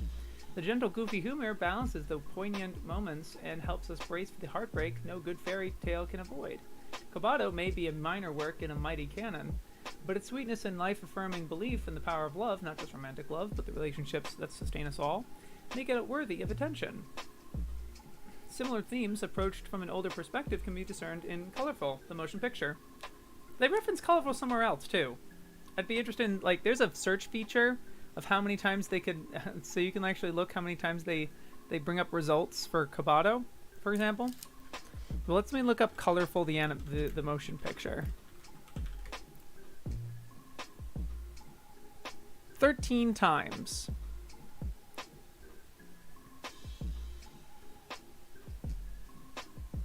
So you can actually use this feature to show how often they make these webs, and you can make like maybe a list of like how many times. What is the most name dropped? Like let's find out. Like Tenchi Muyo. Oh no! Oh no! 91 results for Tenchi Muyo.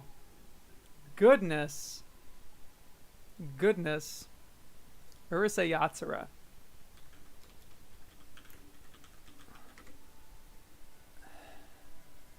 78 times. Sheesh. And you could probably make some comparisons and like see how often some of them are get referenced to others and sorts of things. Not too bad of a description. They call her a creature. Kindergarten stuff isn't exactly a spoiler. It doesn't start working until a few episodes in. Is Aikatsu in there? Let's find out.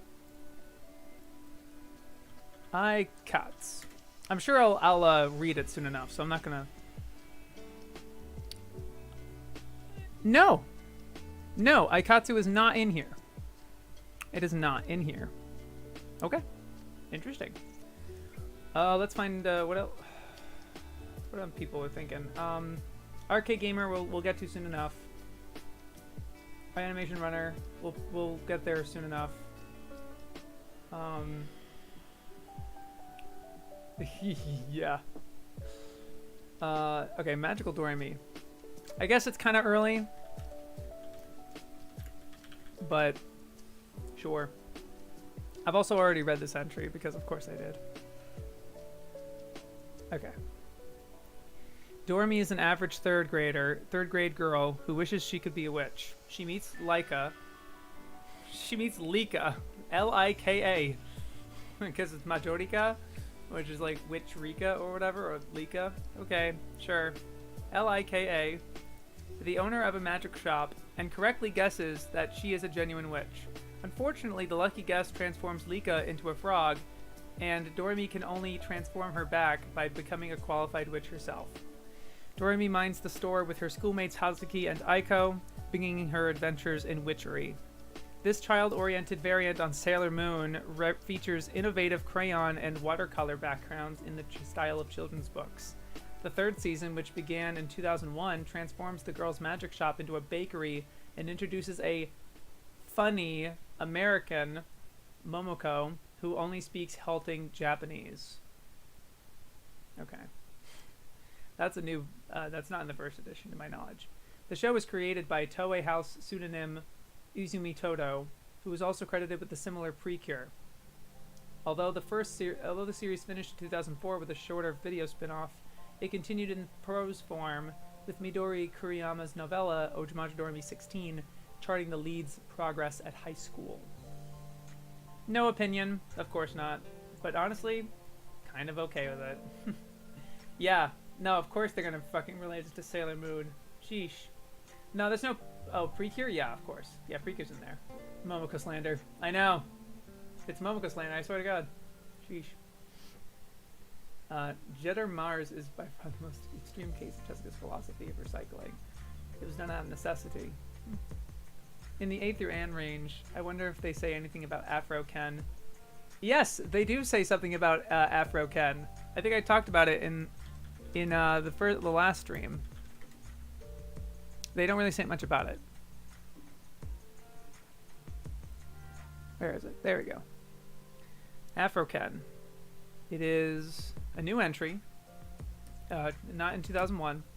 Like its Bandai stablemate, Tari Panda, this one-shot, fully computer-animated wonder is an attempt to tap into the Hello Kitty merchandising market, putting the brand first and following with animation only reluctantly. Afro Ken is, as the name implies, a dog with a multicolored afro hairdo, and several equally hallucinogenic friends. In several short sequences, he is shown visiting various tourist sites, playing with some of his canine friends, walking through Tokyo like a friendly Godzilla, and appearing in ancient cave paintings. The half-hour running time contains only 15 minutes of animation. The rest is bulked out with a making-of documentary that manages to recycle most of the footage already shown, along with creator interviews. The only truly worthwhile item on the disc is the catchy theme song, and even that is played twice. They weren't enthused. They were not enthused about Afro Ken. But I didn't really I don't know if I would call it like a review per se. Not really. Relate to Sailor Moon, but doesn't mention same director. I know! Fancy that.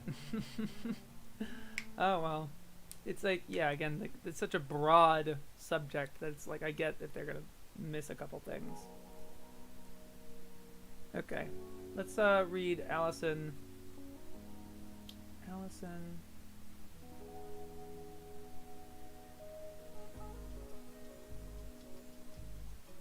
and Lillia. This is a good review.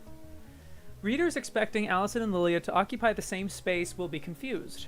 This is a generation-spanning story, and the second of the titular heroines only shows up in the second half. It's based on 2 sets of books by Keiichi Sigasawa, creator of Kino's Journey, and shares a similar retro styling. During a ceasefire in a long war between 2 confederations, 2 childhood friends meet up for their first summer together since they left the orphanage. Life is anything but quiet for Allison and Will as they accidentally uncover dark secrets, industrial spies, and minor royals. 16 years on, the story continues with Allison, who has become a major and test pilot in their country's air force. It's her daughter Lillia's turn to go on adventuring with a childhood friend on trains and planes, rescuing hostages and finding romance in an unexpected place as aspects of her life echo her mother's adventures.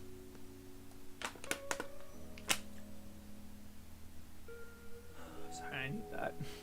This nostalgic, atmospheric series is truly true family entertainment. Intelligent and attractive. The characters are strong and well played enough to carry the story over several holes in the plot and deficiencies in animation. Madhouse deployed some serious animation talent, even calling in Tezuka Productions to assist, but had occasional problems integrating CG with standard animation and handling perspective. Strong action sequences and a lush musical score make for an appealing package outside the conventions of most present-day TV anime, and more in line with the classic series of the 70s and 80s. That's pretty good! I've not heard of this show, and let's take a trip to Mal, check it out. What? Hide ads. I don't want to pay for Mal. I'm sorry. Yikes. Allison Lillia. I will admit the cover does not look all that appealing. It looks kind of generic to me. That definitely looks better. Doesn't it look like Orimo? Like a little bit. just a smidge.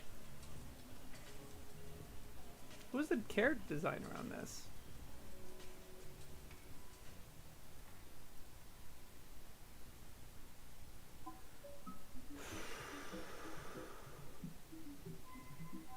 Original kit.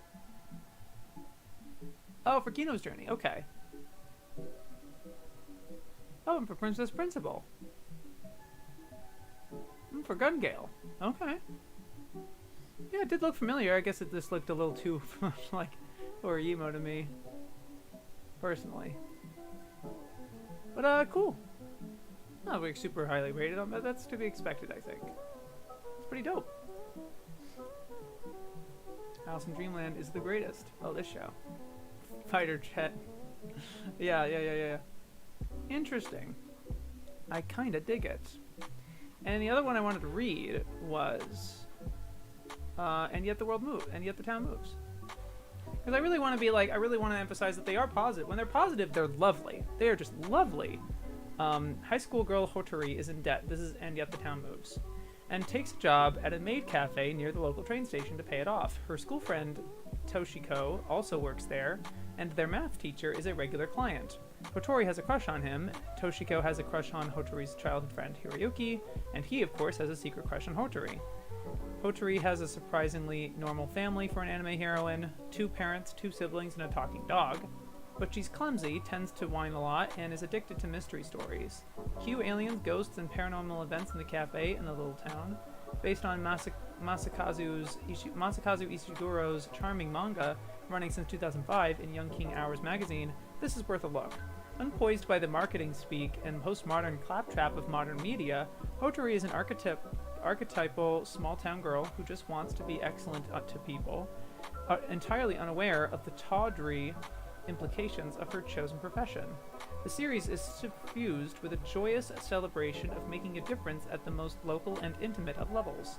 There are no world-saving conspiracies here, just a sense straight out of It's a Wonderful Life that we are the center of our own world and can choose to spin it any way we choose. This last point, in the title itself, is an oblique reference to a famous quote from Galileo, who similarly observed that you could deny reality all you wanted, but the world would continue to turn.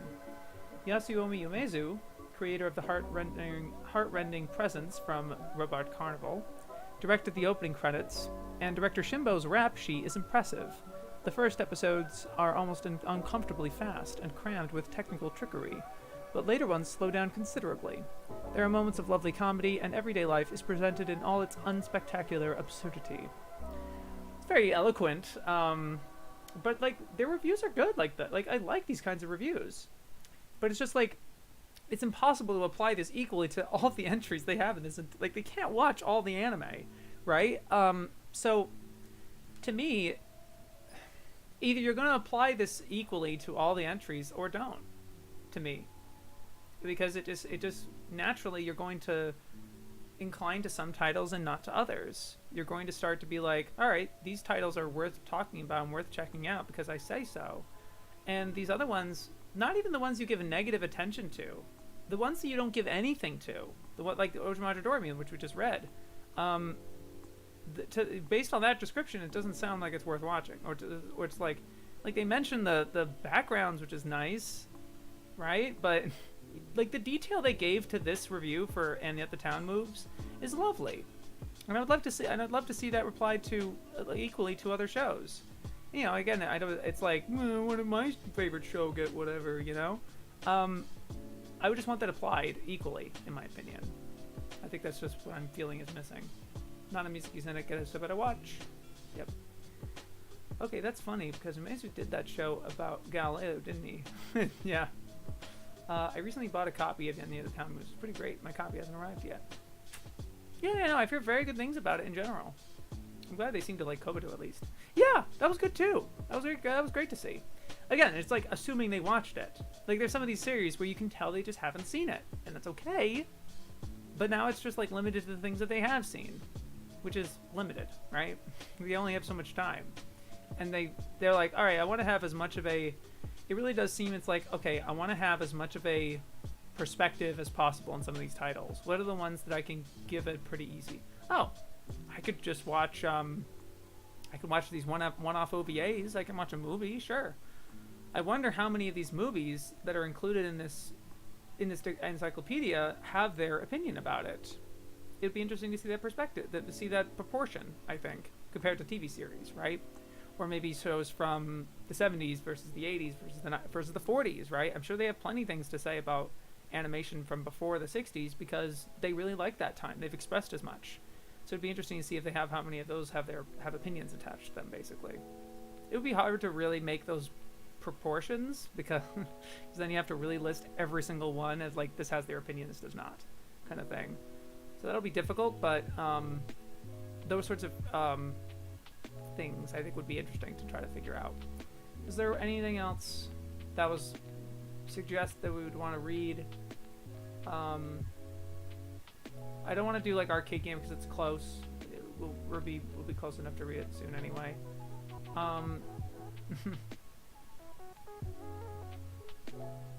think I got all of them.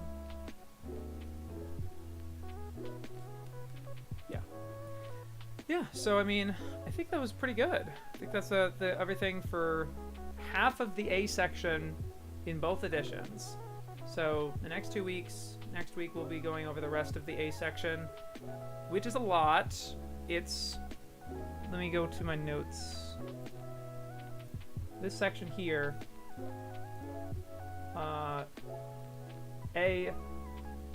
second half of A, has Angel's Egg, which we've gone over already, Akagi no An, Anpan Man, Apocalypse Zero, Area 88, Astro Boy, Attack Number 1. Whoo! You know? Kind of good stuff. And then the rest of the third edition has Hana, Another, Fubuki, Aria, Arietti, Astro Fighter Sunred, Attack on Titan, Azumanga Daioh. So it'll be interesting to see what they say about those things as well. What about Petite Princess UCA? Let's find out. Petite Princess UCA.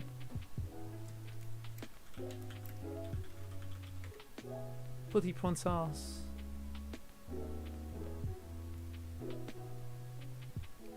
Petite Princess UCA.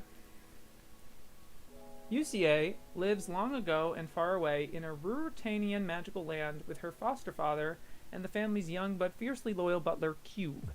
She's 17 years old, but because of a magical curse, she looks like a 10-year-old girl. Compared to Nanaka's 617. Ah, just like this other show, again. Her positive attitude makes her seem even cuter and perkier. She never lets anything get her down, although she desperately wants to look her real age and become a beautiful, elegant lady with a handsome husband of her own. She has the chance to make her dreams come true when she's chosen as a petite princess, one of the elite girls from many different realms, who will be trained in the ways of femininity and elegance. If she can defeat the competition, she may even become the platinum princess, and win the prize of a magic tiara that will grant her any wish. No prizes for guessing what UCA's wish will be. Teehee. Takumi Akai, who created the Princess Maker game series in which Cube first appeared, isn't about to let a winning concept drop. Crashing the countless tales of enchanted princesses into every little girl's impatience to acquire those arcane skills that define a grown-up woman, he's produced the finishing school version of Dragon Ball. He's produced the finishing school version of Dragon Ball. Our heroine is trying to find her true self. Along the way, just like Toriyama's perky hero Son Goku, she makes loyal friends and converts former enemies to friendship. So you're comparing Dragon Ball because she makes loyal friends and converts former enemies to friendship. Do you know how many anime do that? That aren't just Dragon Ball? What are you talking about? Huh? How? What? They don't have an entry from Mars of Destruction at Travesty to miss such a cultural touch point. Yeah. An Excel spreadsheet might make this sort of thing easier. Yeah, probably. The authors of this book should have done what Chris Stuckman did with his book, Anime Impact, and having a bunch of different people talking about their favorites. Yeah, that would be quite the extra, but also, like, you wouldn't be able to get a fan for every single show, right? You wouldn't be able to do every single show justice that way. So it's either, you know, it's just tough. RB Boom for Bubuki is Kino. Yeah, okay. Nanaka reference is very funny, but I can see it. What does that even mean? Fucking Dragon Ball? Like, huh? That's silly. Well, it's getting close to the end of the stream here. What was that other one? I want to make sure I get everybody, because I don't want to just, like, do one and not the other. This is the last one. It will be... Where is it? Oh, okay. That was the last one. UCA. Cool. Dragon Ball invented friendship. Interesting. Alrighty. I think that'll do it for this installment of the expedition of the Anime Encyclopedia. Thank you very much for watching. Hopefully we don't have to do too much book hopping in future, but I'm okay to, because of how long this will take. This is going to take over a year, I think, to do every single stream that goes through the whole thing, which will be fun. I think it's endearing to see some people who show up and who's recurring and stuff. It's a fun journey. Anyway, that's about it. And Dragon Ball invented all the anime tropes. Yushi's much more intricate than that. Makes it sound like a generic shonen thing. I agree. Weird. Oh well. You guys have a good week. Yo, peace. Oh yeah, there's no ending screen. Fuck.